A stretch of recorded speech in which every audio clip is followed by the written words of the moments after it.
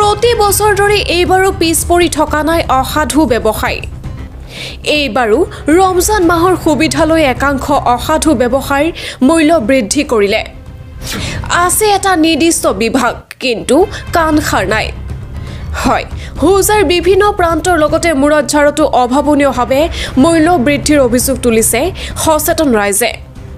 মুৰাদঝাৰ দৈনিক বজাৰ আৰু সাপ্তাহিক বজাৰত অত্যাৱশ্যকীয় সামগ্ৰীকে ধৰি ফল-মূল, পাচলি আৰু মাছৰ মূল্য বৃদ্ধিৰ অভিযোগ তুলিছে সচেতন ৰাইজে।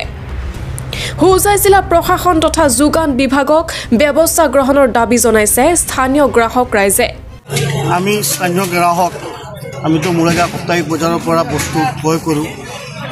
মই দেখা পাইছোঁ আমাৰ শাক পাচলিকে ধৰি ফল-মূল ইত্যাদি বেছি দাম হৈছে, আগৰ তুলনাত বেছি হৈছে। কিন্তু এনেকুৱা জনপ্ৰিয় চৰকাৰৰ দিনত এনেকুৱা হ'ব নালাগিছিল। আমি আশাও কৰা নাছিলোঁ। বৰ্তমান বস্তুৰ যি দাম, আমি সাধাৰণ কৃষিপ্ৰধান অঞ্চল লোকসকল আমি সেইকাৰণে আমাৰ বহুত হেৰি হৈছে, কষ্ট হৈ আছে। গতিকে চৰকাৰে আমাৰ শংকৰদেৱনগৰ যোগান বিভাগৰ দ্বাৰা বস্তুৰ দাম নিৰক্ষণ কৰাৰ বাবে আমি অনুৰোধ জনাওঁ। News desk report, Suhana live.